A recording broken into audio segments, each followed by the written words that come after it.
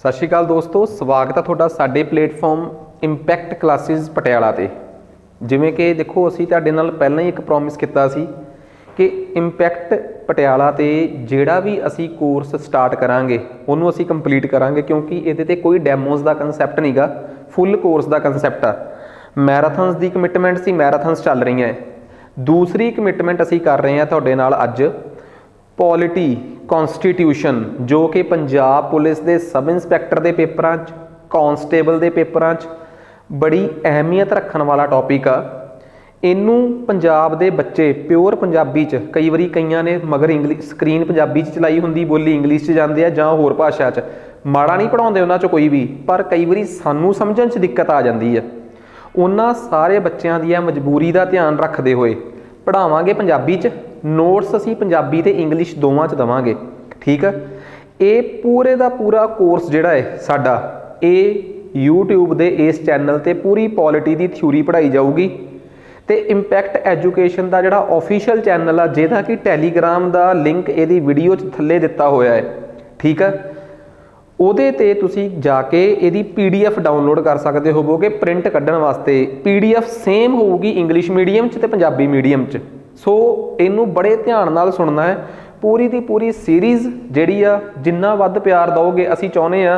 देखो जे असी कहता कि बई हाँ असी इस चीज़ नूं पूरा करांगे तो फिर पूरा करांगे। ठीक आ, सानू तुहाडे वल्लों वध तो वध रिस्पॉन्स चाहिदा है। ठीक है, कोई ये नहीं कि अधूरी गल करती। जिहड़ी गल इंपैक्ट के प्लेटफॉर्म पर असीं हमेशा कहने आ कि साडा दूसरा प्लेटफॉर्म मास्टर क्लासिस पटियाला ये दस्सण वास्ते आ कि साडे पेड कोर्सिस च की चल रहा, किवें आ, क्यों आ। उत्थे असीं नहीं कदे भी दावा करते कि असीं कोई फ्री सीरीज़ शुरू की है, पर इत्थे असीं दावा कर रहे हैं बिकॉज ये इनीशिएटिव रशविंदर सर ने लिया सी। बिकॉज वो इस सोच के मालक ने कि असीं वध तो वध किसी भी बच्चों नूं वध तो वध किवें अगे लैके जाना है, किस तरीके नाल असीं उन्हां नूं कराउणा है। सो प्रदीप सर ते रशविंदर सर ने जो इनीशिएटिव लिया है, ठीक है, उहदे च मैनूं थोड़ा जिहा उन्हां ने मौका दिता कि तुसीं भी आके इत्थे थोड़ा बहुता कॉन्ट्रीब्यूट करो। तो उहदे वास्ते मैं भी इत्थे अपने पद्धर ते जिहड़ा योगदान पा सकदा होऊंगा वो पाऊँगा। तो मैं तुहानूं जानकारी लई दसदा, सब इंस्पैक्टर की तैयारी करने वाले वेट करन। इसे प्लेटफॉर्म ते डाटा इंटरप्रिटेशन सारी दी सारी 15 सवाल आने ना सब इंस्पैक्टर च, सारी दी सारे 12 तो 13 लैक्चर ने सारे फ्री कराए जाएंगे। बस लैक्चर कला कला लाई जाओ, कापियां खोल के बह जिओ। ठीक है, तो चंगी तरह करियो। सो चंगा इनीशिएटिव आ। तुसीं वध तो वध रशविंदर सर प्रदीप सर नाल जुड़ो तो उन्हां नाल मिल के जो भी तुसीं मतलब कि जो भी तुहाडीआं क्वैरीज़ ने उन्हां दा मसला हल करो। शुरू करते हैं। अज दे चैप्टर का नाम आ मेकिंग ऑफ कॉन्स्टिट्यूशन, यानी कि संविधान की बनतर। देखो मैं तुहाडी जानकारी लई दसदा कि संविधान जिहड़ा है वो हुंदा की है। कहंदे जी संविधान ते विधान, जिन्हां नूं आपां कह दिंदे आ नियम, किसी भी धरती नूं किसी भी लैंड नूं चलाउण वास्ते वो नियम जिन्हां तो बिना शायद किते भी ना कुछ आपां नूं ना मिली हुई आज़ादी का सुख ना मिले। मैं एक बड़ी सोहनी लाइन दस रहा तुहानूं कि तुहानूं ना आज़ादी का सुख नहीं गा जदों तक तुसीं किसी नियमां च नहीं बज्झे होए, फिर उस आज़ादी का भी फायदा नहीं हैगा। आज़ादी भी नियमां नाल सोहनी लगदी आ। There is no value of liberty if you have no law. जेकर तुहाडे कोल कोई कानून नहीं तो तुहानूं आज़ादी का भी स्वाद सबूत नहीं आउणा। कानून, संविधान, विधान बहुत जरूरी चाहिए है। जे तुहाडे कोल लॉ है नहीं, कानून है नहीं, फिर तुसीं एक गल दसो, आपां नहीं कई बारी कह दिंदे हुंदे कि यार दिल नहीं लग रहा स्कूल जावांगे, क्योंकि स्कूल च एक बंदिश, फिर उस बंदिश चों निकल के अपने आप नूं आज़ाद फील करन दी फीलिंग, जे तुसीं तुहानूं कोई टोकन रोकण वाला ही नहींगा, थोड़ी जिंदगी बोरिंग हो जाती है। तो संविधान की जरूरत सानूं समझ आ गई जदों अंग्रेज इस देश च आए ना 1600 के अराउंड, तो उन्होंने 150-200 सालों तक नहीं सोचा। 1750 तो बाद 1750 तो बाद 1750s तो बाद उन्होंने इस देश च सोचा कि क्यों ना इस देश नूं कोई संविधान दिता जाए। फिर अंग्रेज़ों ने भारत दे विच कुछ नियम बनाए ताकि भारती इस नियमां दे तहत रह सकन। वक्त बदलता गया, वो अपने नियमां नूं होर तरीके नाल वधिया मॉडिफाई करते रहे।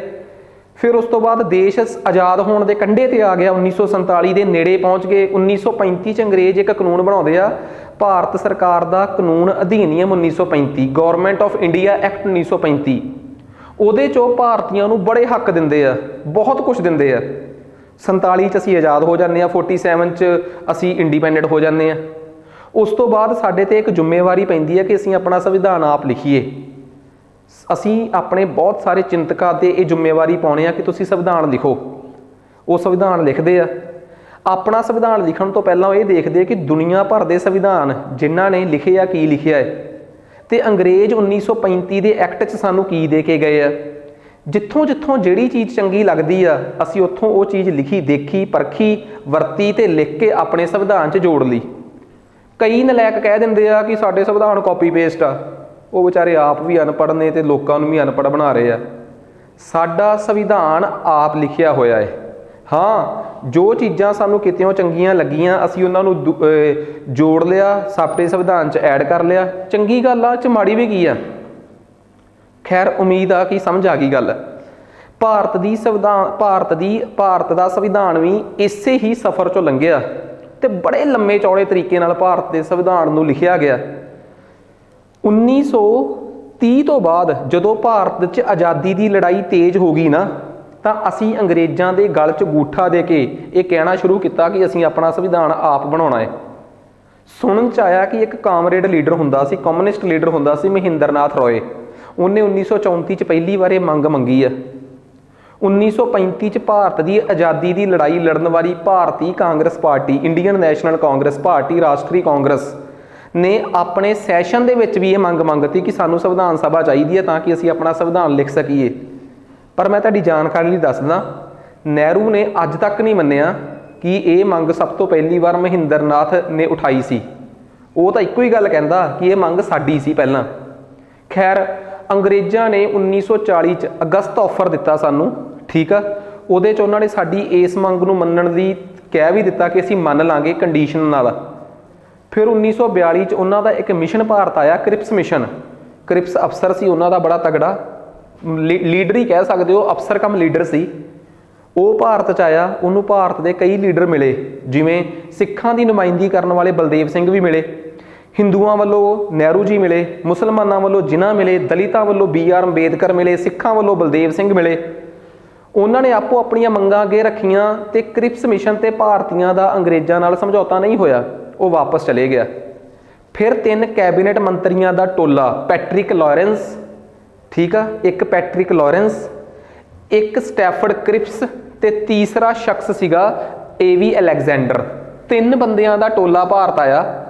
ਉਹਨਾਂ ਨੇ ਫਿਰ ਭਾਰਤ ਨੂੰ ਇੱਕ ਨਵੇਂ ਤਰੀਕੇ ਦਾ ਮਾਡਲ ਦਿੱਤਾ ਕਿ ਅਸੀਂ ਤੁਹਾਨੂੰ ਆਜ਼ਾਦ ਕਰਾਂਗੇ, ਸੰਵਿਧਾਨ ਸਭਾ ਬਣਾਉਣ ਦਾ ਮੌਕਾ ਵੀ ਦੇਵਾਂਗੇ, ਸਭ ਕੁਛ ਕਰਾਂਗੇ। ਫਿਰ ਭਾਰਤੀ ਅੱਧ ਵਰਤੇ ਜੇ ਮੰਨ ਗਏ।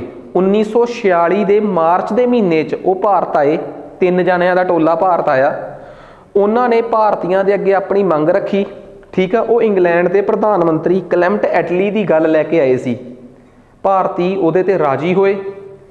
ਉਹ ਕ੍ਰਿਪਸ ਕੈਬਨਿਟ ਮਿਸ਼ਨ ਦੀਆਂ ਸ਼ਰਤਾਂ ਦੇ ਮੁਤਾਬਕ ਜੂਨ ਤੋਂ ਲੈ ਕੇ ਜੁਲਾਈ 1946 ਤੱਕ ਭਾਰਤ 'ਚ ਵੋਟਾਂ ਪਈਆਂ। ਵੋਟਾਂ ਪੈ ਕੇ ਭਾਰਤ ਦੇ ਵਿੱਚੋਂ ਲੋਕ ਚੁਣੇ ਗਏ। ਉਹਨਾਂ ਚੁਣੇ ਹੋਏ ਲੋਕਾਂ ਨੇ ਫਿਰ ਅੱਗੇ ਵੋਟਾਂ ਪਾ ਕੇ ਲੀਡਰ ਚੁਣੇ। ਉਹ ਚੁਣੇ ਹੋਏ ਲੀਡਰ ਸਾਡੀ ਸੰਵਿਧਾਨ ਸਭਾ ਬਣੇ ਅਤੇ ਉਹਨਾਂ ਦੇ ਜ਼ਿੰਮੇਵਾਰੀ ਸੀ ਸਾਡਾ ਸੰਵਿਧਾਨ ਲਿਖਣ ਦੀ। ਇਹ ਸਭ ਕੁਛ ਨਵੰਬਰ 1946 ਤੱਕ ਹੋ ਗਿਆ ਅਤੇ 7 ਦਸੰਬਰ 1946 ਨੂੰ 7 ਦਸੰਬਰ 1946 ਨੂੰ ਸਾਡੀ ਸੰਵਿਧਾਨ ਸਭਾ ਬਣ ਗਈ ਅਤੇ 9 ਦਸੰਬਰ 1946 ਨੂੰ ਉਹਦੀ ਪਹਿਲੀ ਮੀਟਿੰਗ ਰੱਖੀ ਗਈ। ਇਸ ਮੀਟਿੰਗ ਦੇ ਵਿੱਚ ਬਹੁਤ ਸਾਰੇ ਮੈਂਬਰ ਸੀਗੇ, ਕਿਉਂਕਿ ਪੂਰੇ ਭਾਰਤ ਦੇ ਵਿੱਚ ਲੋਕਾਂ ਦੇ ਚੁਣੇ ਜਾਣ ਦਾ ਕੋਟਾ ਐਵੇਂ ਰੱਖਿਆ ਕਿ ਹਰ 10 ਲੱਖ ਦੀ ਆਬਾਦੀ ਪਿੱਛੇ, ਜਾਣੀ ਕਿ 1 ਮਿਲੀਅਨ ਦੀ ਆਬਾਦੀ ਪਿੱਛੇ ਇੱਕ ਬੰਦਾ ਚੁਣਿਆ ਜਾਊਗਾ। ਇਸ ਤਰੀਕੇ ਨਾਲ ਤਕਰੀਬਨ 400 ਦੇ ਅਰਾਊਂਡ ਬੰਦੇ ਪੂਰੇ ਭਾਰਤ 'ਚੋਂ ਚੁਣੇ ਜਾਣੇ ਸੀ। ਤੁਹਾਡੇ 'ਚੋਂ ਕਈ ਜਾਣੇ ਮੈਨੂੰ ਉੱਠ ਕੇ ਕਹਿਣਗੇ ਕਿ ਸਰ, ਜਿਹੜਾ ਉਸ ਵੇਲੇ ਦਾ ਭਾਰਤ ਸੀ, ਉਹ ਤਾਂ ਐਵੇਂ ਦਾ ਭਾਰਤ ਸੀ, ਉਹਦੇ 'ਚ ਤਾਂ ਵਿੱਚ ਜੇ ਕਿਤੇ ਨਾ ਕਿਤੇ ਉਹ ਸੀਗੇ ਰਿਆਸਤਾਂ ਸੀਗੀਆਂ, ਪਟਿਆਲਾ, ਨਾਭਾ, ਜੀਂਦ, ਹੈਦਰਾਬਾਦ, ਜੂਨਾਗੜ੍ਹ, ਜੋਧਪੁਰ, ਜੈਸਲਮੇਰ, ਉੱਥੇ ਦਾ ਰਾਜੇ ਸੀ, ਉੱਥੇ ਵੀ ਵੋਟਾਂ ਪਈਆਂ। ਮੈਂ ਕਹੂੰਗਾ ਨਹੀਂ, ਉੱਥੇ ਵੋਟਾਂ ਨਹੀਂ ਪਈਆਂ। ਉੱਥੋਂ ਦੇ ਰਾਜਿਆਂ ਨੂੰ ਕਿਹਾ ਕਿ ਤੁਸੀਂ 10 ਲੱਖ ਦੀ ਆਬਾਦੀ ਪਿੱਛੇ ਇੱਕ ਬੰਦਾ ਆਪ ਹੀ ਆਪਣੀ ਮਰਜ਼ੀ ਨਾਲ ਭੇਜ ਦਿਓ। ਪਹਿਲਾਂ ਤਾਂ ਰਾਜੇ ਮੰਨ ਗਏ ਕਿ ਅਸੀਂ ਆਪਣਾ ਬੰਦਾ ਭੇਜਾਂਗੇ। ਫਿਰ ਕਿਸੇ ਨੇ ਰਾਜਿਆਂ ਨੂੰ ਸਮਝਾਇਆ ਕਿ ਕਾਕਾ, ਅੱਜ ਤੁਸੀਂ ਬੰਦਾ ਭੇਜ ਦੋਗੇ, ਕੱਲ੍ਹ ਨੂੰ ਅੰਗਰੇਜ਼ ਚੱਲ ਜਾਣਗੇ ਅਤੇ ਭਾਰਤ ਦੀ ਸਰਕਾਰ ਕਹੂਗੀ ਤੁਹਾਨੂੰ ਕਿ ਤੁਸੀਂ ਉਦੋਂ ਬੰਦੇ ਭੇਜੇ ਸੀ, ਹੁਣ ਤੁਸੀਂ ਸਾਡੇ 'ਚ ਮਿਲ ਜਾਓ। ਤੁਸੀਂ ਤਾਂ ਬਿਨਾਂ ਮਤਲਬ ਤੋਂ ਭਾਰਤ 'ਚ ਮਿਲਣ ਨੂੰ ਫਿਰਦੇ ਹੋ, ਤੁਹਾਨੂੰ ਇਹ ਆਪਣੇ ਅੰਡਰ ਕਰ ਲੈਣਗੇ, ਰਿਆਸਤਾਂ ਦੀ ਤਾਂ ਵੈਲਿਊ ਖਤਮ ਹੋ ਜਾਊਗੀ, ਤੁਸੀਂ ਆਪਣੇ ਬੰਦੇ ਨਾ ਭੇਜੋ। ਇਹ ਗੱਲ ਦਸੰਬਰ 1946 ਦੀ ਆ। ਰਾਜਿਆਂ ਨੇ ਆਪਣੇ ਬੰਦੇ ਭੇਜਣੇ ਤੋਂ ਮੁੱਕਰ ਗਏ।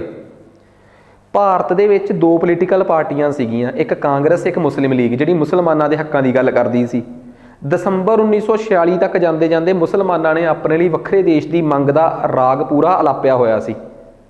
ਜਦੋਂ ਸਤੰਬਰ ਅਕਤੂਬਰ 1946 'ਚ ਚੋਣਾਂ ਦੇ ਨਤੀਜੇ ਆਏ ਸੀ ਤੇ ਲੀਗ ਨੂੰ ਬਹੁਤ ਘੱਟ ਸੀਟਾਂ ਮਿਲੀਆਂ ਸੀ, ਉਹਨਾਂ ਨੂੰ ਇੱਕ ਬਹਾਨਾ ਲੱਭ ਗਿਆ। ਉਹ ਕਹਿੰਦੇ ਅਸੀਂ ਸੰਵਿਧਾਨ ਸਭਾ 'ਚ ਜਾਣਾ ਹੀ ਨਹੀਂ, ਉਹਨਾਂ ਨੇ ਵੀ ਜਾਣ ਤੋਂ ਨਾ ਕਰਤੀ। ਤੇ ਮੈਂ ਤੁਹਾਡੀ ਜਾਣਕਾਰੀ ਲਈ ਦੱਸਦਾ, ਜਿਹੜੇ 399 ਸੀਟਾਂ ਸੀਗੀਆਂ, ਇਹਨਾਂ ਚੋਂ 93 ਸੀਟਾਂ ਤੇ ਤਾਂ ਵੋਟਾਂ ਹੀ ਨਹੀਂ ਪਈਆਂ, ਕਿਉਂਕਿ ਇਹ ਰਾਜਿਆਂ ਨੂੰ ਦੇਤੀਆਂ। ਬਚੀਆਂ ਹੋਈਆਂ ਜਿਹੜੀਆਂ 296 ਸੀਟਾਂ ਸੀ, ਇਹਨਾਂ 296 ਸੀਟਾਂ ਚੋਂ 208 ਤੇ ਕਾਂਗਰਸ ਜਿੱਤ ਗਈ, ਥੋੜੀਆਂ ਜਿਹੀਆਂ ਲੀਗ ਨੂੰ ਮਿਲੀਆਂ, ਉਹਨਾਂ ਨੇ ਜਾਣ ਤੋਂ ਨਾ ਕਰਤੀ। ਤਿੰਨ ਪਤਾ ਨਹੀਂ ਕਿਹੜੇ ਬੰਦੇ ਚਲੇ ਗਏ ਹੋਣਗੇ। ਪਹਿਲੀ ਵਾਰੀ ਜਦੋਂ ਮੀਟਿੰਗ ਅਟੈਂਡ ਹੋਈ 9 ਦਸੰਬਰ 1946 ਨੂੰ, ਤਾਂ ਸਿਰਫ 211 ਬੰਦਿਆਂ ਨੇ ਮੀਟਿੰਗ ਅਟੈਂਡ ਕੀਤੀ ਹੈ ਸਾਰੀ। ਆਲਮੋਸਟ ਜੇ ਕੋਈ ਮੈਨੂੰ ਕਵੇ ਜੀ ਮੀਟਿੰਗ ਕਿੰਨਾਂ ਨੇ ਅਟੈਂਡ ਕੀਤੀ, ਕਹੋਗੇ ਇਕੱਲੇ ਕਾਂਗਰਸੀਆਂ ਨੇ। ਸੋ ਇਹ ਕਹਾਣੀ ਹੋਈ। ਕਹਿੰਦੇ 399 ਸੀਟਾਂ ਚੋਂ 93 ਤਾਂ ਰਜਵਾੜਿਆਂ ਤੋਂ ਮਿਲ ਗਈਆਂ, ਜਿਨ੍ਹਾਂ ਤੇ ਉਹਨਾਂ ਨੇ ਕਦੀ ਬੰਦੇ ਭੇਜੇ ਨਹੀਂ। 296 ਉਸ ਭਾਰਤ ਨੂੰ ਮਿਲੀਆਂ ਜਿਹੜਾ ਅੰਗਰੇਜ਼ਾਂ ਦੇ ਅਧੀਨ ਸੀ। 296 ਸੀਟਾਂ ਦੇ ਵਿੱਚੋਂ ਵੀ ਕਹਿੰਦੇ ਆ ਕਿ 292 ਸੀਟਾਂ ਤਾਂ ਭਾਰਤ ਦੇ ਸੂਬਿਆਂ ਚੋਂ, ਕਿਉਂਕਿ ਉਸ ਟਾਈਮ ਭਾਰਤ 'ਚ 11 ਸਟੇਟਾਂ ਸੀ, ਜਿਨ੍ਹਾਂ 'ਚ ਆਪਾਂ ਕਹਿ ਸਕਦੇ ਹਾਂ ਬਈ ਆ Madras, Bombay, UP, Bihar, central province, Orissa, Punjab, north west frontier province, Sindh, Bengal ਤੇ ਅਸਾਮ, ਤੇ 4 ਉਹਨਾਂ ਵੇਲਿਆਂ 'ਚ ਯੂਨੀਅਨ ਟੈਰੀਟਰੀ ਸੀਗੀਆਂ, ਕੇਂਦਰ ਸ਼ਾਸਿਤ ਪ੍ਰਦੇਸ਼ ਸੀਗੇ। ਉਹਨਾਂ ਸਮਿਆਂ 'ਚ 4 ਤਾਂ ਯੂਨੀਅਨ ਟੈਰੀਟਰੀਜ਼ ਸੀਗੀਆਂ। ਉਦੋਂ ਉਹਨਾਂ ਨੂੰ ਚੀਫ ਕਮਿਸ਼ਨਰ ਪ੍ਰੋਵਿੰਸ ਕਹਿੰਦੇ ਸੀ, ਦਿੱਲੀ, ਅਜਮੇਰ, ਕੁਰਗ ਤੇ ਬਲੋਚਿਸਤਾਨ। ਸੋ ਹੋਇਆ ਕਿ ਇਹਨਾਂ 4 ਯੂਟੀਜ਼ ਨੂੰ ਇੱਕ ਤੇ ਬਾਕੀ 292 ਸਟੇਟਾਂ ਨੂੰ ਮਿਲ ਗਈਆਂ, ਤਾਂ 296 ਸੀਟਾਂ ਤੇ ਵੋਟਾਂ ਪਈਆਂ। ਰਿਜ਼ਲਟ ਮੈਂ ਤੁਹਾਨੂੰ ਦੱਸ ਹੀ ਦਿੱਤਾ ਕਿ ਰਿਜ਼ਲਟ ਕੀ ਆਇਆ ਸੀ। ਹਰ 1 ਮਿਲੀਅਨ ਦੀ ਆਬਾਦੀ ਤੇ 10 ਲੱਖ ਦੀ ਆਬਾਦੀ ਤੇ ਇੱਕ ਬੰਦਾ ਸੀਟ ਅਲਾਟ ਹੋਈ ਸੀ। ਠੀਕ ਆ, ਸੰਵਿਧਾਨ ਸਭਾ ਬਣੀ। ਇਹ 9 ਦਸੰਬਰ 1946 ਦੀ ਤਸਵੀਰ ਆ। 9 ਦਸੰਬਰ 1946 ਦੀ ਤਸਵੀਰ ਆ। ਤੁਹਾਨੂੰ ਇੱਕ ਗੱਲ ਦੱਸਦਾ, ਮੈਂ ਇਸ ਲੈਕਚਰ ਨੂੰ ਵਾਰ-ਵਾਰ ਸੁਣਿਓ ਤਾਂ ਕਿ ਤਰੀਕਾਂ ਆਪ ਹੀ ਯਾਦ ਹੋ ਜਾਣ, ਕਿਉਂਕਿ ਸਾਡਾ ਕੰਮ ਰੱਟਾ ਮਰਾਉਣ ਦਾ ਤਾਂ ਹੈ ਨਹੀਂ, ਕੰਸੈਪਟ ਆ। ਤੇ ਜੇ ਤੁਹਾਨੂੰ ਲੱਗਿਆ ਕਿ ਜ਼ਰੂਰ ਕਿ ਵਧੀਆ ਲੱਗੀ ਹੈ ਚੀਜ਼, ਬਾਕੀਆਂ ਨੂੰ ਵੀ ਦੱਸਿਓ, ਕਿਉਂਕਿ ਜੇ ਤੁਸੀਂ ਵਾਕਈ ਚਾਹੁੰਦੇ ਹੋ ਨਾ ਕਿ ਪੰਜਾਬੀ ਮੀਡੀਅਮ ਨੂੰ ਅਸੀਂ ਪ੍ਰਮੋਟ ਕਰੀਏ, ਪ੍ਰਫੁੱਲਤ ਕਰੀਏ, ਤਾਂ ਫਿਰ ਤੁਸੀਂ ਵੀ ਯੋਗਦਾਨ ਪਾਓ। ਠੀਕ ਆ, ਤੁਸੀਂ ਵੀ ਜੇ ਵੱਧ ਉਹਨਾਂ ਨੂੰ ਕਹੋਗੇ ਜਿਹੜੇ ਇੱਕ ਲਾਈਨ ਪੰਜਾਬੀ ਦੀ ਲਿਖ ਕੇ ਤੇ ਸਾਰਾ ਇੰਗਲਿਸ਼ 'ਚ ਬੋਲ ਜਾਂਦੇ ਆ ਤੇ ਅਸੀਂ ਮੱਥੇ ਤੇ ਹੱਥ ਧਰੀ ਬਹਿ ਜਾਂਦੇ ਆ, ਫਿਰ ਗੱਲ ਨਹੀਂ ਬਣਨੀ। ਠੀਕ ਆ, ਅਸੀਂ ਜੇ ਕਹਿ ਰਹੇ ਹਾਂ ਤਾਂ ਅਸੀਂ ਤਾਂ ਫਿਰ ਆਪਣੇ ਹਿਸਾਬ ਨਾਲ ਹੀ ਚੱਲਦੇ ਹਾਂ। ਤਾਂ ਫਿਰ ਪੰਜਾਬੀ ਦਾ ਮਤਲਬ ਇਹ ਆ, ਕਿਉਂਕਿ ਅਸੀਂ ਇਹ ਕਦੇ ਵੀ ਨਹੀਂ ਕਹਿੰਦੇ ਕਿ ਬਈ ਇੰਗਲਿਸ਼ 'ਚ ਨਹੀਂ ਪੜ੍ਹਾਉਣਾ ਚਾਹੀਦਾ, ਪੜ੍ਹਾਓ, ਜ਼ਰੂਰ ਪੜ੍ਹਾਉਣਾ ਚਾਹੀਦਾ, ਪਰ ਜਿਨ੍ਹਾਂ ਵਾਸਤੇ ਇੰਗਲਿਸ਼ ਸਮਝਣੀ ਔਖੀ ਆ ਉਹਨਾਂ ਨੂੰ ਤਾਂ ਫਿਰ ਪੰਜਾਬੀ 'ਚ ਚਾਹੀਦਾ ਹੀ ਆ। ਨੋਟਸ ਇਹਦੇ ਬਾਈਲਿੰਗੁਅਲ ਨੇ ਸਾਡੇ। ਠੀਕ ਆ, ਪੜ੍ਹਾਵਾਂਗੇ ਸਾਰਾ, ਸਕਰੀਨ ਪੰਜਾਬੀ 'ਚ ਚੱਲੂਗੀ, ਨੋਟਸ ਬਾਈਲਿੰਗੁਅਲ ਮਿਲਣਗੇ। ਵੈਸੇ ਵੀ ਜੇ ਤੁਹਾਨੂੰ ਮੇਰੀ ਪੜ੍ਹਾਈ ਹੋਈ ਗੱਲ ਸਮਝ ਆ ਰਹੀ ਆ, ਮੈਂ ਕਿਹੜਾ ਪਿਓਰ ਪੰਜਾਬੀ ਬੋਲ ਰਿਹਾ, ਜਿੱਥੇ ਪੰਜਾਬੀ ਦੇ ਨਾਲ ਮੈਨੂੰ ਲੱਗਦਾ ਹੈ ਕਿ ਇਹ ਸ਼ਬਦ ਪੈਰਲਲ ਇੰਗਲਿਸ਼ 'ਚ ਵੀ ਬੋਲਣਾ ਚਾਹੀਦਾ, ਮੈਂ ਬੋਲ ਦਿੰਦਾ। ਇਹੋ ਜਿਹੇ YouTube ਤੇ ਕਿੰਨੇ ਚੈਨਲ ਆ ਜਿਹੜੇ ਬੋਲਦੇ ਇੰਗਲਿਸ਼ ਆ ਤੇ ਨਾਲ ਥੋੜ੍ਹੀ ਪੰਜਾਬੀ ਬੋਲਦੇ ਆ। ਜੇ ਇੱਕ ਅੱਧਾ ਐਵੇਂ ਦਾ ਟੱਕਰ ਜੂਗਾ ਕਿ ਜਿਹੜੇ ਬੋਲਣਗੇ ਪਿਓਰ ਪੰਜਾਬੀ, ਕਿ ਉਹ ਕਹਿਣਗੇ ਕਿ ਹਾਂ ਬਈ ਇੱਥੇ ਅਪ੍ਰਤੱਖ ਚੋਣਾਂ ਹੋਈਆਂ ਸੀ, ਮਤਲਬ ਇਹ ਭਾਰਤ 'ਚ ਜੋ ਵੋਟਾਂ ਪਈਆਂ ਸੀ ਉਹ ਸਿੱਧੇ ਤੌਰ 'ਤੇ ਨਹੀਂ ਸੀ ਪਈਆਂ, ਅਪ੍ਰਤੱਖ ਮੈਂ ਨਾਲ ਬੋਲਿਆ ਕਰੂੰਗਾ, ਇਨਡਾਇਰੈਕਟ ਇਲੈਕਸ਼ਨਸ, ਪਰ ਪਹਿਲ ਆਪਾਂ ਪੰਜਾਬੀ ਨੂੰ ਦੇਵਾਂਗੇ। ਠੀਕ ਆ, ਇੰਗਲਿਸ਼ ਦਾ ਕਦੇ ਵੀ ਮੈਂ ਵਿਰੋਧ ਨਹੀਂ ਕਰਦਾ, ਸਗੋਂ ਅਸੀਂ ਤਾਂ ਮੇਨ ਤਿਆਰੀ ਜਦੋਂ ਪਬਲਿਕ ਸਰਵਿਸ ਕਮਿਸ਼ਨ ਦੀ ਕਰਾਉਂਦੇ ਆ, ਉੱਥੇ ਪੇਪਰ ਇੰਗਲਿਸ਼ 'ਚ ਹੀ ਛਪਦਾ ਇਕੱਲਾ, ਸਾਨੂੰ ਕੋਈ ਇਤਰਾਜ਼ ਨਹੀਂ ਉਹਦੇ 'ਚ ਕਿ ਪੇਪਰ ਇਕੱਲਾ ਇੰਗਲਿਸ਼ 'ਚ ਛਪਦਾ ਹੈ, ਪਰ ਜਿੱਥੇ ਪੰਜਾਬੀ 'ਚ ਛਪਦਾ ਹੈ ਉੱਥੇ ਅਸੀਂ ਪੰਜਾਬੀ ਦੇ ਨਾਲ ਖੜ੍ਹੇ ਹਾਂ। ਠੀਕ ਆ, ਪਰ ਹਾਂ ਕਿਸੇ ਵੀ ਭਾਸ਼ਾ ਤੋਂ ਨਫ਼ਰਤ ਨਹੀਂ ਹੈਗੀ। ਠੀਕ ਆ, ਜੋ ਸਾਡੀ ਭਾਸ਼ਾ ਹੈ ਉਹ ਵੀ ਚੰਗੀ ਆ, ਜੋ ਬਗਾਨੀਆਂ ਨੇ ਉਹ ਵੀ ਚੰਗੀਆਂ, ਪਰ ਇਹ ਰੌਲਾ ਪਾਉਣ ਦੀ ਬਜਾਏ ਕਿ ਅਸੀਂ ਇਹਦੇ ਲਈ ਐਂ ਕਰਦਾਂ ਕਿਉਂ ਕਰਦਾਂਗੇ, ਜੋ ਕਰਨਾ ਸਹੀ ਆ ਨਾ ਉਹ ਸਿਰਫ ਇਹੀ ਆ ਕਿ ਜਿੱਥੇ ਪੰਜਾਬੀ ਹੈਗੀ ਆ ਉੱਥੇ ਤੁਸੀਂ ਪੰਜਾਬੀ ਨਾਲ ਇਨਸਾਫ ਕਰ ਦਿਓ, ਬਸ ਸਿੱਧੀ ਜੀ ਗੱਲ ਆ। ਆ ਜਾਓ ਜੀ ਹੁਣ ਅੱਗੇ। ਸੋ ਸੰਵਿਧਾਨ ਸਭਾ ਬਾਰੇ ਇੱਕ ਗੱਲ ਬੜੀ ਕਲੀਅਰ ਆ ਜਿਹੜੀ ਮੈਂ ਤੁਹਾਨੂੰ ਦੱਸਤੀ ਕਿ ਅੱਧੀ ਸੰਵਿਧਾਨ ਸਭਾ 296 ਸੀਟਾਂ ਤਾਂ ਚੁਣੀਆਂ ਗਈਆਂ ਅਪ੍ਰਤੱਖ ਤਰੀਕੇ ਨਾਲ, ਇਨਡਾਇਰੈਕਟ, ਤੇ 93 ਸੀਟਾਂ ਚੁਣੀਆਂ ਗਈਆਂ ਨੋਮੀਨੇਟ ਨਾਮਜ਼ਦ ਕਰਕੇ ਰਾਜਿਆਂ ਨੂੰ, ਪਰ ਉਹ ਅੱਡ ਗੱਲ ਆ ਕਿ ਇਹ ਵੀ ਨਹੀਂ ਆਏ, ਇਹਨਾਂ 'ਚੋਂ ਵੀ ਬਹੁਤੇ ਨਹੀਂ ਗਏ। ਸਭ ਤੋਂ ਵੱਧ ਸੀਟਾਂ ਜਿਹੜੀਆਂ ਜੁਲਾਈ ਅਗਸਤ 'ਚ ਚੋਣਾਂ ਹੋਈਆਂ ਸੀ ਭਾਰਤੀ ਰਾਸ਼ਟਰੀ ਕਾਂਗਰਸ ਨੂੰ ਮਿਲੀਆਂ, ਫਿਰ ਲੀਗ ਨੂੰ ਮਿਲੀਆਂ, ਪਰ ਲੀਗ ਨੇ ਬਾਅਦ 'ਚ ਜਾਣ ਤੋਂ ਨਾ ਕਰਤਾ। ਪ੍ਰਿੰਸਲੀ ਸਟੇਟਸ ਰਿਆਸਤਾਂ ਨੇ ਵੀ ਫੈਸਲਾ ਕੀਤਾ ਕਿ ਸੰਵਿਧਾਨ ਸਭਾ ਤੋਂ ਉਹ ਦੂਰੀ ਬਣਾਈ ਰੱਖਣਗੇ, ਮਤਲਬ ਉਹ ਸੰਵਿਧਾਨ ਸਭਾ 'ਚ ਆਪਣੇ ਬੰਦੇ ਨਹੀਂ ਭੇਜਣਗੇ। ਤੇ ਮੈਂ ਤੁਹਾਨੂੰ ਇੱਕ ਗੱਲ ਦੱਸਦਾ, ਭਾਰਤ ਦੇ ਵਿੱਚ ਜਿਹੜੀ ਇਹ ਵੋਟਾਂ ਪਈਆਂ ਸੀ ਨਾ, ਇਹ 'ਚ 4 ਬਰਾਦਰੀਆਂ ਸੀਗੀਆਂ। ਕਿਹੜੀਆਂ ਕਿਹੜੀਆਂ?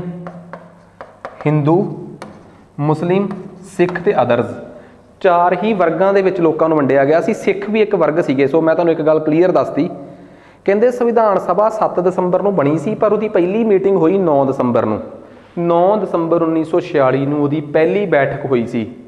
ਤੇ ਇਸ ਬੈਠਕ 'ਚ ਮੁਸਲਿਮ ਲੀਗ ਨੇ ਜਾਣ ਤੋਂ ਨਾ ਕਰਤੀ ਤੇ ਇਕੱਲੇ ਕਾਂਗਰਸ ਦੇ ਹੀ 208 ਪਲੱਸ 3-4 ਇੱਧਰੋਂ ਲੱਭ ਕੇ ਕੋਈ ਹੋਈ ਹੁੰਦਾ ਕਿ ਮੈਨੂੰ ਵੀ ਲੈ ਚਲੋ, ਉਹ ਮੈਂਬਰ ਸੀ। ਜਦੋਂ ਪਹਿਲੇ ਦਿਨ ਬੈਠੇ ਕਹਿੰਦੇ ਪ੍ਰਧਾਨ ਕਿਹਨੂੰ ਲਾਈਏ, ਕਿਉਂਕਿ ਪ੍ਰਧਾਨ ਦੀ ਕੁਰਸੀ ਕਿਵੇਂ ਖਾਲੀ ਛੱਡ ਦਾਂਗੇ।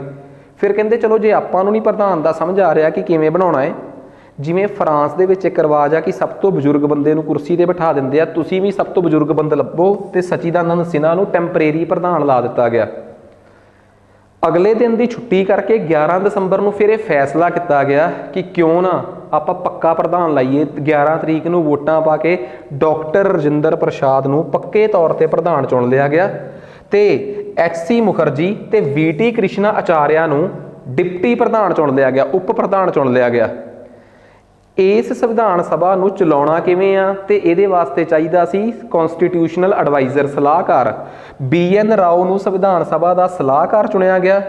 ਹਾਥੀ ਨੂੰ ਸੰਵਿਧਾਨ ਸਭਾ ਦੇ ਪ੍ਰਤੀਕ ਯਾਨੀ ਕਿ ਸੀਲ ਦੇ ਤੌਰ ਤੇ ਚੁਣ ਲਿਆ ਗਿਆ। ਇਹਦੀ ਸੀਲ ਵੀ ਬਣੀ ਇੱਕ। ਸੰਵਿਧਾਨ ਸਭਾ ਦਾ ਜਿਹੜਾ ਉਹ ਆ ਡਰਾਫਟਮੈਨ ਦਾ ਹੁੰਦਾ ਜਿਹੜਾ ਸਾਰੇ ਦਾ ਸਾਰਾ ਸਿਸਟਮ ਡਰਾਫਟ ਕਰੂਗਾ ਕਿ ਕਿਹੜੀ ਚੀਜ਼ ਕਿੱਥੇ ਬਣੂਗੀ, ਕਿੰਨੇ ਕੀ ਬਣਾਉਣਾ, ਉਹਨੂੰ ਕਹਿੰਦੇ ਚੀਫ ਡਰਾਫਟਮੈਨ। SN ਮੁਖਰਜੀ ਇਹਦੇ ਚੀਫ ਡਰਾਫਟਮੈਨ, ਮੁੱਖ ਖਰੜਾਕਾਰ ਬਣੇ, ਚੀਫ ਡਰਾਫਟਮੈਨ ਬਣੇ ਸੰਵਿਧਾਨ ਸਭਾ ਦੇ। HC ਅਯੰਗਰ ਇਹਦੇ ਸੈਕਟਰੀ ਬਣੇ। BN ਰਾਓ ਕਨਸਟੀਟਿਊਸ਼ਨਲ ਐਡਵਾਈਜ਼ਰ, ਸੰਵਿਧਾਨਕ ਸਲਾਹਕਾਰ ਬਣੇ। ਹਾਥੀ ਇਹਦੀ ਮੋਹਰ ਸੀ। HC ਮੁਖਰਜੀ ਤੇ VT ਕ੍ਰਿਸ਼ਨਾਚਾਰਿਆ 2 ਡਿਪਟੀ ਪ੍ਰਧਾਨ ਬਣੇ ਤੇ ਰਜਿੰਦਰ ਪ੍ਰਸਾਦ ਪੱਕੇ ਪ੍ਰਧਾਨ ਬਣੇ। ਲੱਗ ਗਿਆ ਰੱਟਾ। ਤੇ ਹਾਥੀ ਇਸ ਸੰਵਿਧਾਨ ਸਭਾ ਦੀ ਸੀਲ ਦੇ ਤੌਰ ਤੇ ਰੱਖਿਆ ਗਿਆ। ਲਓ ਜੀ, ਸੋ ਇਹ ਗੱਲ ਤਾਂ ਹੋ ਗਈ ਬੜੀ ਕਲੀਅਰ। ਜਦੋਂ ਸੰਵਿਧਾਨ ਬਣ ਕੇ ਤਿਆਰ ਹੋ ਗਿਆ, ਫਿਰ ਉਸ ਸੰਵਿਧਾਨ ਦੀ ਕੈਲੀਗ੍ਰਾਫੀ, ਜਿਹਨੂੰ ਆਪਾਂ ਕਹਿੰਦੇ ਮੁੱਖ ਬੰਦਕ, ਜਿਹਨੇ ਕੈਲੀਗ੍ਰਾਫ ਕੀਤਾ, ਡਿਜ਼ਾਈਨ ਕੀਤਾ, ਪ੍ਰੇਮ ਬਿਹਾਰੀ ਨਾਰਾਇਣ ਰਾਏਜ਼ਾਦਾ, ਮੋਸਟ ਇੰਪੋਰਟੈਂਟ। ਤੇ ਉਹਨੇ ਲਿਖਿਆ ਐਵੇਂ, ਜਿਵੇਂ ਇਟੈਲਿਕ ਲਿਖਦੇ ਆ, ਇੱਕ ਹੁੰਦਾ ਬੋਲਡ, ਇਟੈਲਿਕ, ਅੰਡਰਲਾਈਨ, ਉਹ ਵਾਲਾ ਇਟੈਲਿਕ ਟੇਢਾ, ਇਹਨੂੰ ਇਟੈਲਿਕ ਸ਼ੈਲੀ 'ਚ ਲਿਖਿਆ ਗਿਆ। ਤੇ ਸੰਵਿਧਾਨ ਸਭਾ ਦੇ ਜਿਹੜੇ ਪੇਜ ਸੀਗੇ ਕਿਤਾਬ ਦੇ, ਉਹ ਸੀਗੇ ਕਿਹੜੀ ਓਰੀਐਂਟੇਸ਼ਨ ਦੇ ਵਿੱਚ ਸੀਗੇ? ਲੈਂਡਸਕੇਪ ਓਰੀਐਂਟੇਸ਼ਨ 'ਚ। ਇੰਪੋਰਟੈਂਟ ਗੱਲਾਂ ਨੇ। ਇਹਦੀ ਕੈਲੀਗ੍ਰਾਫੀ, ਲਿਖਣ ਦਾ ਡਿਜ਼ਾਈਨ ਸੀਗਾ ਉਹ ਇਟੈਲਿਕ, ਤੇ ਲਿਖਣ ਵਾਲੇ ਦਾ ਨਾਮ ਸੀ ਪ੍ਰੇਮ ਬਿਹਾਰੀ ਨਾਰਾਇਣ ਰਾਏਜ਼ਾਦਾ। ਇਹਨੂੰ ਡਿਜ਼ਾਈਨ ਕਰਨ ਦਾ ਕੰਮ ਇਹਦੇ ਤੇ ਜਿਹੜਾ ਇੱਕ ਪਾਸੇ ਸੰਵਿਧਾਨ ਸਭਾ ਦੇ ਸੰਵਿਧਾਨ ਲਿਖਿਆ ਗਿਆ, ਇੱਕ ਪਾਸੇ ਗੁਰੂਆਂ ਦੀਆਂ, ਭਾਰਤ ਦੇ ਹਰ ਮਹਾਨ ਸ਼ਖਸ ਦੀਆਂ, ਗੁਰੂ ਗੋਬਿੰਦ ਸਿੰਘ ਦੀ ਵੀ ਉੱਥੇ ਡਿਜ਼ਾਈਨ ਫੋਟੋ ਬਣੀ ਹੋਈ ਆ। ਸੋ ਇਹਨੂੰ ਡਿਜ਼ਾਈਨ ਕੀਤਾ ਨੰਦ ਲਾਲ ਬੋਸ ਤੇ ਬਿਹਾਰ ਰਾਮ ਮਨੋਹਰ ਸਿਨਹਾ ਨੇ। ਦੋਵੇਂ ਰਵਿੰਦਰਨਾਥ ਟੈਗੋਰ ਦੇ ਸ਼ਾਂਤੀ ਨਿਕੇਤਨ ਆਸ਼ਰਮ ਦੇ ਬੰਦੇ ਸੀਗੇ। ਜਿਹੜੇ ਬਿਹਾਰ ਰਾਮ ਮਨੋਹਰ ਸਿਨਹਾ ਤੇ ਪ੍ਰੇਮ ਬਿਹਾਰੀ ਨਾਰਾਇਣ ਰਾਏਜ਼ਾਦਾ ਸੀ, ਇਹਨਾਂ ਨੇ ਇਹਦੇ ਤੇ ਚਿੱਤਰਨ ਪ੍ਰਕਾਸ਼ਨ ਵੀ ਇਹਦੇ ਨੇ ਕੀਤਾ, ਡਿਜ਼ਾਈਨਿੰਗ ਵੀ ਇਹਨਾਂ ਨੇ ਕੀਤੀ। ਤੇ ਮੈਂ ਤੁਹਾਨੂੰ ਇੱਕ ਗੱਲ ਦੱਸਦਾ, ਜਿਹੜਾ ਪ੍ਰੈਂਬਲ ਸੀ ਨਾ, ਕਿਉਂਕਿ ਪ੍ਰੈਂਬਲ ਦੇ ਉੱਪਰ ਬਹੁਤ ਡਿਜ਼ਾਈਨਿੰਗ ਹੋਈ ਆ, ਜਿਹੜਾ ਪ੍ਰੈਂਬਲ ਸੀ ਉਹਨੂੰ ਲਿਖਿਆ ਸੀ ਬਸੰਤ ਕ੍ਰਿਸ਼ਨ ਵੈਦਿਆ ਨੇ, ਮੋਸਟ ਇੰਪੋਰਟੈਂਟ। ਤੇ ਪ੍ਰੈਂਬਲ ਦੇ ਉੱਪਰ ਜਿਹੜੀ ਡਿਜ਼ਾਈਨਿੰਗ ਆ, ਫੋਟੋਜ਼ ਆ, ਉਹ ਨੰਦ ਲਾਲ ਬੋਸ ਨੇ ਉਹਦੀ ਡਿਜ਼ਾਈਨਿੰਗ ਕੀਤੀ ਆ। ਜਿਹੜਾ ਉਹਦੇ ਬਾਹਰਲੇ ਪਾਸੇ ਡਿਜ਼ਾਈਨ ਬਣਿਆ ਨਾ ਪ੍ਰੈਂਬਲ ਬਾਰੇ ਅੱਡ ਕਿਉਂ ਦੱਸਿਆ ਗਿਆ? ਕਿਉਂਕਿ ਸਾਰਾ ਸੰਵਿਧਾਨ ਲਿਖਣ ਤੋਂ ਬਾਅਦ ਪ੍ਰੈਂਬਲ ਲਾਸਟ 'ਚ ਲਿਖਿਆ ਗਿਆ ਸੀ। ਉਹ ਅੱਡ ਗੱਲ ਆ ਕਿ ਲਿਖੇ ਜਾਣ ਤੋਂ ਬਾਅਦ ਇਹਨੂੰ ਸੰਵਿਧਾਨ ਦੇ ਚੇਪਤਾ ਸ਼ੁਰੂ 'ਚ ਜਾ ਕੇ, ਪਰ ਪ੍ਰੈਂਬਲ ਪ੍ਰਸਤਾਵਨਾ ਦੀ ਗੱਲ, ਸਟੋਰੀ ਅੱਡ ਸੁਣਾਈ ਆ। ਬਾਕੀ ਸੰਵਿਧਾਨ ਬਾਰੇ ਮੈਂ ਤੁਹਾਨੂੰ ਕਲੀਅਰ ਦੱਸਤਾ ਕਿ ਅੱਛਾ ਸੰਵਿਧਾਨ ਐਵੇਂ ਬਣਿਆ ਸੀ। ਕਹਿੰਦੇ ਜੀ ਸੰਵਿਧਾਨ ਦੇ ਬਣਨ ਦੀ ਸਟਾਰਟਿੰਗ ਡੇਟ ਹਮੇਸ਼ਾ 9 ਦਸੰਬਰ 1946 ਮੰਨੀ ਜਾਂਦੀ ਹੈ, ਪਰ ਉਦੋਂ ਤੱਕ ਤਾਂ ਭਾਰਤ 'ਚ ਇਹ ਵੀ ਨਹੀਂ ਸੀ ਪਤਾ ਕਿ ਇੱਕ ਦੇਸ਼ ਆ ਕੇ ਭਾਰਤ 2 ਦੇਸ਼ ਨੇ। ਖੈਰ, ਜਦੋਂ 1947 ਦੀ 15 ਅਗਸਤ ਤੋਂ ਬਾਅਦ ਇਹ ਕਲੀਅਰ ਹੀ ਹੋ ਗਿਆ ਕਿ ਹੁਣ 2 ਦੇਸ਼ ਬਣਨਗੇ, फिर संविधान के बनन की स्पीड जिन्हों रफ्तार कहने वो वध गई। फिर जल्दी जल्दी भारत च कमेटियां बनियां, जल्दी जल्दी कमेटियां, भी फलानी कमेटी ढमकानी पलेटी, 22 कमेटियां 22-23 कमेटियां बनियां, 8 मुख कमेटियां ते 15 नॉर्मल माइनर कमेटियां, घट अहमियत वाली कमेटियां। उन्होंने जो कमेटियां नूं काम मिलिया आपो अपना काम कंप्लीट करके संविधान के चीफ ड्राफ्टमैन नूं दिता, फिर उन्होंने ड्राफ्टिंग कमेटी जमा कराया, फिर उस तो बाद संविधान बन के तैयार हो गया। इस सारे प्रोसैस 9 दसंबर 1946 तो शुरू करिए तो 2 साल 11 महीने ते 18 दिनों बाद 26 नवंबर 1949 नूं संविधान बन के तैयार हो गया। तो संविधान सभा ने इस दिन संविधान नूं अडॉप्ट कर लिया, स्वीकार कर लिया। तो मैं तुहाडी जानकारी लई दसदा, भारत के संविधान च पहलां कितनियां सीटां सीगियां? 396। इहदे चों बहुत सारियां सीटां घट गईयां। वजह पाकिस्तान अड हो गया। 15 अगस्त 1947 तो बाद सिर्फ 299 सीटां रह गईयां सी 396 की बजाय। ਜਿਹੜੀਆਂ राजे रजवाड़ियां नूं मिलियां होईयां 93 सीटां सी, वो भी घट के 73 रह गईयां। सो 15 अगस्त 1947 तो बाद सीटां 396 तो सीधियां घट के 299 रह गईयां।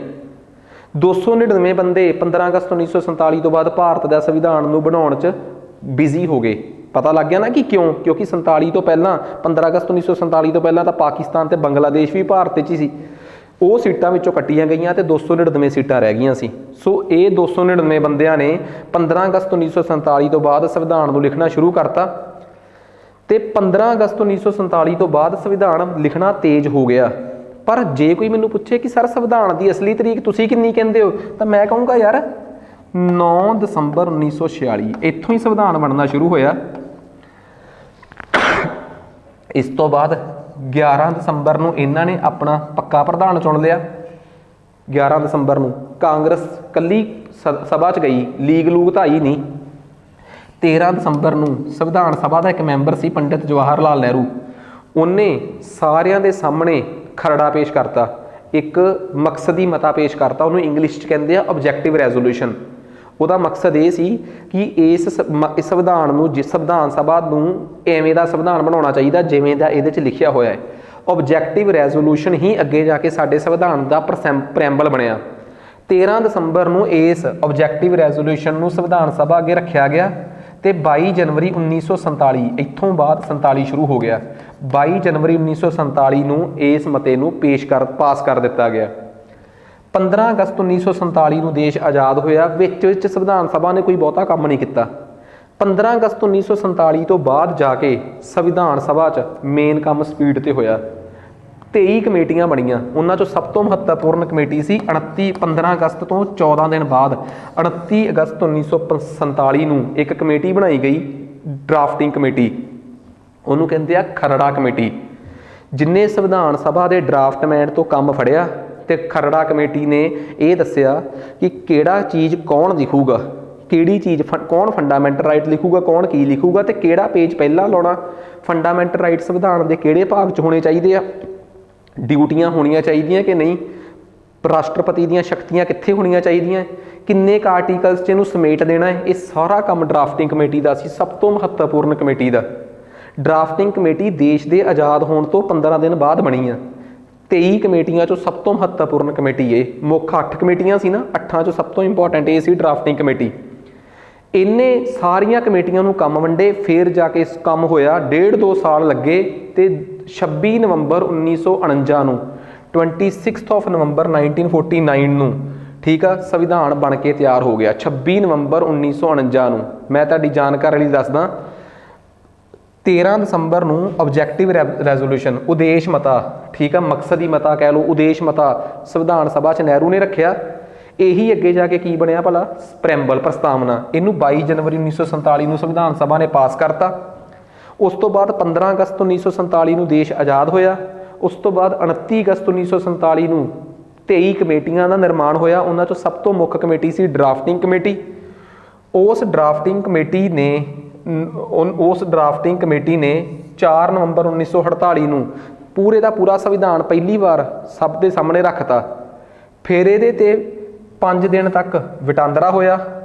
फिर दूजी बार वटांदरा 15 नवंबर 1948 में शुरू होया तो 17 अक्तूबर 1949 तक चलिया संविधान। तो फिर तीसरी मीटिंग 1949 च हुई तो फाइनल होया जाके 26 नवंबर 1949 ਨੂੰ तीसरी मीटिंग च जाके 299 ਬੰਦਿਆਂ ने संविधान सभा ते, क्योंकि 299 ਬੰਦਿਆਂ ने संविधान सभा ते साइन करने सी, 15 ਤਾਂ ਰਹੀ नहीं उदों तक विचारे, डैथ हो गई।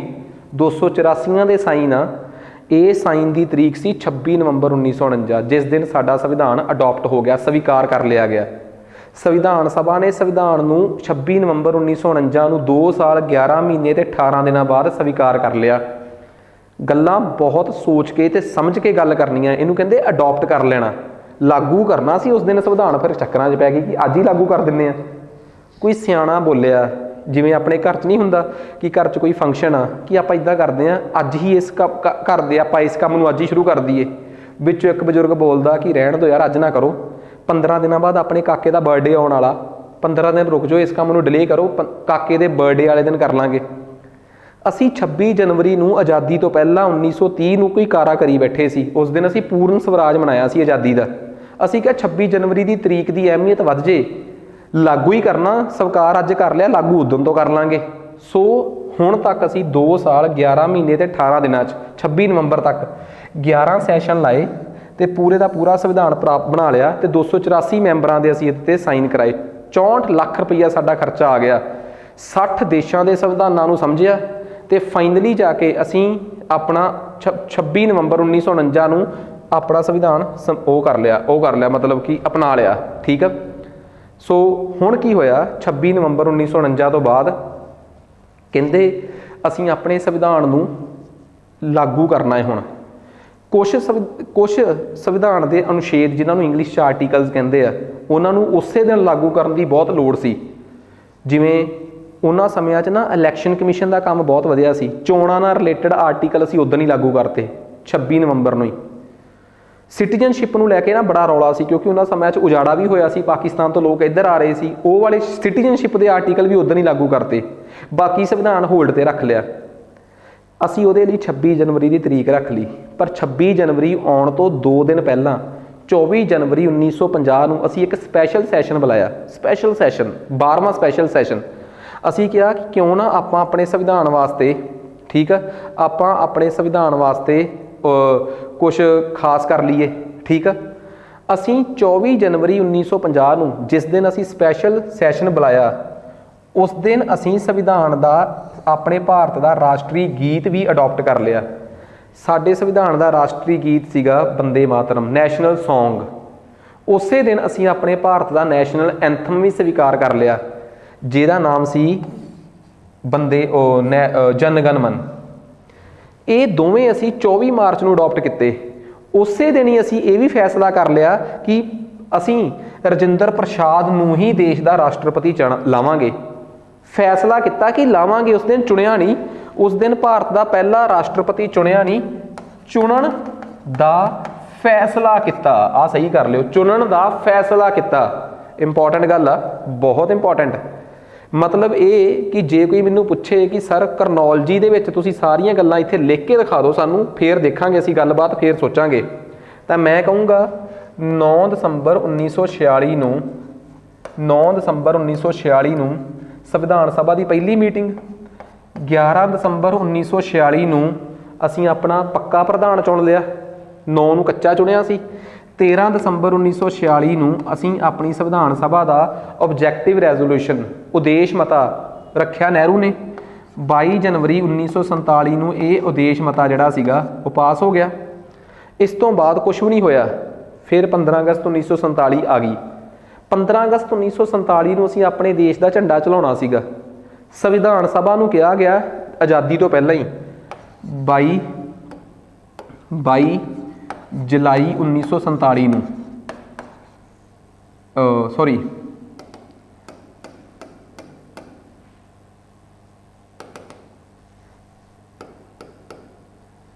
22 जनवरी 1947 नूं इन्हां ने उस मकसदी मते नूं अडॉप्ट कर लिया जिहड़ा उदेश मता सी। कहंदे 22 जुलाई 1947 देश की आज़ादी तो कुछ क दिन पहला 22 जुलाई असीं अपने देश का नैशनल फ्लैग अडॉप्ट कर लिया। वो जिहदा उपर केसरी रंग आ, विच चिट्टा है, फिर हरा है, एवें दा। सॉरी ये की हो गया, इस तरीके का। इधर नूं हैगा जी 3, इधर नूं रेशो 2, इत्थे आ इत्थे सैफरन, इत्थे वाइट, इत्थे की है जी ग्रीन। ठीक है। सो ये जिहड़ा आ सीगा चक्कर सीगा ये असीं अशोक स्तंभ तो लिया। विनकई पेंगेलिया गांधी जी का एक शिष्य सी, 1930 च बनिया सी, बहुत मशहूर सी, उन्हें ये फ्लैग डिज़ाइन किया सीगा वेनकई पेंगेलिया ने। इनू असीं 22 जुलाई 1947 नूं अडोप्ट कर लिया। फिर 15 अगस्त 1947 नूं देश आज़ाद हो गया। 29 अगस्त 1947 नूं साडीआं सारियां कमेटियां दा निर्माण होया, जिन्हां 'च सब तो मुख्य कमेटी सी ड्राफ्टिंग कमेटी। इन्हां ने साडे संविधान दा गाह पाता, स्पीड ही स्पीड। फिर जाके 26 नवंबर 1949 नूं असीं इस संविधान नूं स्वीकार कर लिया। ठीक है। इत्थों तक जाते जाते संविधान सभा के 11 सैशन लग चुके थे। 2 साल 11 महीने ते 18 दिनों संविधान बन के तैयार। 284 मैंबरां ने इहदे ते साइन करते सी। फिर असीं जदों संविधान नूं लागू करन दी तरीक कढवाई तो वो निकली 26 जनवरी 1950। 26 जनवरी 1950। इस तो 2 दिन पहला 24 जनवरी 1950 नूं असीं एक 12वां ते स्पैशल सैशन संविधान सभा का बुलाया। इस दिन असीं कहा कि असीं अपने देश का राष्ट्री गीत नूं इंग्लिश च कहंदे सौंग, एंथम नूं कहंदे आ गान। इस दिन असीं वंदे मातरम किनू वंदे मातरम नूं अपना राष्ट्री गीत यानी कि नैशनल एंथम अडोप्ट कर लिया। ये गीत 1882 च लिखे गए आनंद मठ नॉवल चो लिया गया सी। आनंद मठ नॉवल, किहड़ा नॉवल? आनंद मठ, बंकिम चंद्र चट्टोपाध्याय का नॉवल, जिहड़ा उन्होंने लिखिया सी 1856 च होया सी। एक सन्यासी बगावत, बंगाल च सन्यासी रिवोल्ट होया सी, उहदे ते आधारित सीगा यह नॉवल। नैशनल एंथम जिहड़ा सीगा वो रविंद्रनाथ टैगोर का लिखिया होया सीगा, रविंद्रनाथ टैगोर का लिखिया सीगा। ठीक है। इनू गीतांजलि चो लिया गया सीगा। ये साडे देश का नैशनल एंथम बनिया। ठीक है। ये दोवें चीज़ां असीं 24 जनवरी 1950 नूं अडोप्ट कर लईआं। इस दिन असीं ये भी डिसाइड किया कि आउण वाली 26 जनवरी नूं राष्ट्रपति साडे देश के राजेंद्र प्रसाद ही होणगे। 24 जनवरी नूं उन्हां नूं असीं राष्ट्रपति नहीं लाया, असीं उन्हां नूं कहा कि 26 जनवरी नूं जदों राष्ट्रपति चुनिया जाऊगा तो यही शख्स चुनिया जाऊगा। अगले दिन आ गई 25 जनवरी। 25 जनवरी नूं असीं संविधान नाल संबंधित कुछ नहीं किया। हाँ, उस दिन असीं अपने इलैक्शन कमीशन का निर्माण करता, जिन्हें अगे जाके 1951 च वोटां पवाउणीआं सी। सुकुमार सेन भारत के पहले इलैक्शन कमीशन बने। इस करके 2011 तो असीं 25 जनवरी नूं वोटर्स डे मनाउने आ, वोटर्स डे, वोटर दिवस। सो आ कहानी तो होगी क्लीयर। ठीक है। हुण तुसीं कहोगे कि तुसीं सर ये दस्सिया सी कि 15 अनइंपोर्टेंट कमेटियां ते 8 मेजर कमेटियां बनियां। ठीक है। वो जिहड़ियां 8 मेजर कमेटियां सी वो दस ही दो। सब तो पहला केंद्री शक्तियां कमेटी, केंद्री शक्ति कमेटी नेहरू दी, यूनीयन पावर कमेटी, केंद्री संविधान कमेटी नेहरू दे अंडर। ठीक है। अगे आ गई प्रांतीय संविधान कमेटी, सूबियां दी प्रधान कमेटी। ठीक है। स्टेट कमेटी पटेल दे अंडर। ड्राफ्ट मुख खरड़ा कमेटी अंबेदकर दे अंडर। बुनियादी हक फंडामेंटल राइट्स माइनॉरिटीज़ ते ट्राइबल्स ते एक्सटर्नल एरियाज़ दी एडवाइजरी कमेटी सरदार पटेल दे अंदर। बुनियादी हक्कां दी घट गिणतियां दी ते कबीलियां दी ये भी इहदे अगे छोटियां कमेटियां। बुनियादी हक्कां दी सब कमेटी कृपलानी जी दी, घट गिणतियां दी सब कमेटी HC मुखर्जी दी, ते उत्तर पूर्वी कबीलाई लोगों की जिहड़ी कमेटी सीगी गोपीनाथ बड़दौलई। एक्सटर्नल एरियाज़ जिहड़े नॉर्थ ईस्ट च इन्हां तो बाहरले आसाम च बचे हुए एरियाज़ आ EV ठक्कर दी। उस तो बाद रूल्स कमेटी राजेंद्र प्रसाद के अंडर बन गई। ठीक है। अगे आ गई स्टेट्स कमेटी नेहरू के अंडर। देखो स्टेट्स कॉन्स्टिट्यूशन कमेटी जिहड़ी आ वो पटेल दी आ ते स्टेट्स कमेटी नेहरू दी आ। उस तो बाद स्टीयरिंग कमेटी राजेंद्र प्रसाद जी, जिन्हें ये दसना सी कि आने वाली पार्लीमेंट किवें काम करूगी। ठीक है। सो आ होगी जी इत्थों तक कहानी। इस तो बाद सब तो महत्वपूर्ण सी ड्राफ्टिंग कमेटी, जिहदे प्रधान कौन सी? नेहरू, सॉरी अंबेदकर। अंबेदकर तो बिना उहदे बाकी मैंबरां दे नाम ही रट लिओ। गोपाला स्वामी अयंगर, अलादी कृष्णा अय्यर, मुंशी जी सैयद मुहम्मद सफदुल्ला, M माधवराव ते TT कृष्णाचार्य। इन्हां दी जगह ते बाद DP खैतान आ गए ते माधवराव की जगह ते आ गए सीगे BL मिट्टर। ठीक है। सो ये आपां नूं बहुत इंपॉर्टेंट तैयार करन गल सीगी जिहड़ी समझ आ गई। हुण ਸਭ ਤੋਂ ਇੰਪੋਰਟੈਂਟ ਗੱਲ, ਸਾਰੀਆਂ ਗੱਲਾਂ ਨੋਟ ਕਰ ਲਈਆਂ ਨਾ। ਐਵੇਂ ਆ ਜੇ ਤੁਸੀਂ ਸਾਰੇ ਦੇ ਸਾਰੇ ਕੋਰਸ 'ਚ, ਜਿਹਨੂੰ ਕਿ ਮੈਂ ਤੇ ਰਸ਼ਵਿੰਦਰ ਸਰ ਮਿਲ ਕੇ ਪੂਰਾ ਕਰਾਂਗੇ, ਤੁਸੀਂ ਸਾਰੇ ਦੇ ਸਾਰੇ ਕੋਰਸ ਨੂੰ ਜੇ ਤੁਸੀਂ ਚੰਗੇ ਤਰੀਕੇ ਨਾਲ ਕਰ ਲਿਆ ਤਾਂ ਸਮਝ ਲਓ ਪੋਲਿਟੀ ਦੇ ਤੁਹਾਡੇ ਸਵਾਲ ਪੱਕੇ ਹੋ ਗਏ, ਇੱਟ ਵਰਗੇ ਪੱਕੇ ਹੋ ਗਏ, ਚਾਹੇ ਸਬ ਇੰਸਪੈਕਟਰ 'ਚ ਆਉਣ ਚਾਹੇ ਕਾਂਸਟੇਬਲ ਦੇ ਪੇਪਰ 'ਚ ਆਉਣ। ਠੀਕ ਆ, ਇੰਪੋਰਟੈਂਟ ਗੱਲ ਕਲੀਅਰ ਹੋਈ ਗਈ। ਆ ਜਾਓ ਅੱਗੇ। ਹੁਣ ਕਹਿੰਦੇ ਹੁਣ ਇੱਕ ਬੜਾ ਵਧੀਆ ਸਵਾਲ ਆ, ਬੜਾ ਖਾਸ। 1946 ਤੋਂ ਲੈ ਕੇ 1950 ਤੱਕ ਜਾਂ 49 ਤੱਕ ਇਹ ਕਮੇਟੀ ਸੰਵਿਧਾਨ ਸਭਾ ਸੀ। ਸੰਵਿਧਾਨ ਦਾ ਕੰਮ ਆ ਭਵਿੱਖ ਵਾਸਤੇ ਕਾਨੂੰਨ ਬਣਾਉਣਾ, ਫਿਊਚਰ ਲਈ ਕੁਝ ਬਣਾਉਣਾ, ਲਾਅ ਬਣਾਉਣਾ। ਸਾਨੂੰ ਕਈ ਵਾਰੀ ਮੌਕੇ 'ਤੇ ਰੋਜ਼ਮर्रा ਦੀ ਜ਼ਿੰਦਗੀ 'ਚ ਵੀ ਕਾਨੂੰਨਾਂ ਦੀ ਲੋੜ ਪੈ ਜਾਂਦੀ ਹੈ। ਜਿਵੇਂ ਕਈ ਵਾਰੀ ਆਪਾਂ ਕਹਿ ਨਹੀਂ ਦਿੰਦੇ ਕਿ ਇੱਕ ਕਾਨੂੰਨ ਲੈ ਕੇ ਆਓ ਜਿਹਦੇ ਨਾਲ ਆਹ ਚੀਜ਼ ਹੋ ਜੇ। ਸੰਵਿਧਾਨ ਸਭਾ ਤਾਂ ਫਿਊਚਰ ਵਾਸਤੇ ਸੰਵਿਧਾਨ ਬਣਾ ਰਹੀ ਸੀ, ਰੋਜ਼ਮर्रा ਦੀ ਜ਼ਿੰਦਗੀ ਵਾਸਤੇ ਕਾਨੂੰਨ ਕੌਣ ਬਣਾਉਂਦਾ ਸੀ? ਮੈਂ ਤੁਹਾਡੀ ਗੱਲ ਨਾਲ ਨੂੰ ਪੂਰਾ ਕਰਦਾ ਕਿ ਇਹੀ ਸੰਵਿਧਾਨ ਸਭਾ ਦਿਨ 'ਚ 2 ਘੰਟੇ ਪਾਰਲੀਮੈਂਟ ਦਾ ਕੰਮ ਵੀ ਕਰਦੀ ਸੀ। ਜਦੋਂ ਇਹ ਰੋਜ਼ਮर्रा ਦੀ ਜ਼ਿੰਦਗੀ 'ਚ ਰੈਗੂਲਰ ਨੋਰਮਲੀ ਉਨੇ ਸਮੇਂ ਵਾਸਤੇ ਕਾਨੂੰਨ ਵੀ ਬਣਾਉਂਦੀ ਸੀ ਜਿੰਨੇ ਚਿਰ 'ਚ ਸੰਵਿਧਾਨ ਬਣਿਆ ਨਹੀਂ ਸੀ। ਉਦੋਂ ਇਸ ਸੰਵਿਧਾਨ ਸਭਾ ਨੂੰ ਪਾਰਲੀਮੈਂਟ ਕਹਿ ਦਿੱਤਾ ਜਾਂਦਾ ਸੀ, ਪ੍ਰੋਵੀਜ਼ਨਲ ਪਾਰਲੀਮੈਂਟ, ਆਰਜੀ ਸੰਸਦ। ਪ੍ਰੋਵੀਜ਼ਨਲ ਪਾਰਲੀਮੈਂਟ ਮਤਲਬ ਆਰਜੀ ਸੰਸਦ। ਉਦੋਂ ਇਹਦੀ ਪ੍ਰਧਾਨਗੀ ਅੰਬੇਦਕਰ ਉਹ ਨਹੀਂ ਸੀ ਕਰਦੇ, ਪ੍ਰਸ਼ਾਦ ਜੀ, ਉਦੋਂ ਜੀਵੀ ਮਲਵੰਕਰ ਪ੍ਰਧਾਨਗੀ ਕਰਦੇ ਸੀ। ਸਵਾਲ ਇਹ ਪੁੱਛਿਆ ਜਾਊਗਾ ਕਿ ਜਦੋਂ ਸੰਵਿਧਾਨ ਸਭਾ ਪ੍ਰੋਵੀਜ਼ਨਲ ਪਾਰਲੀਮੈਂਟ ਬਣ ਜਾਂਦੀ ਸੀ, ਆਰਜੀ ਸੰਸਦ ਬਣ ਜਾਂਦੀ ਸੀ, ਉਸ ਵੇਲੇ ਇਸ ਦੀ ਪ੍ਰਧਾਨਗੀ ਹੇਠ ਲਿਖੇ ਵਿੱਚੋਂ ਕਿਸ ਦੁਆਰਾ ਕੀਤੀ ਜਾਂਦੀ ਸੀ? ਜੀਵੀ ਮਲਵੰਕਰ।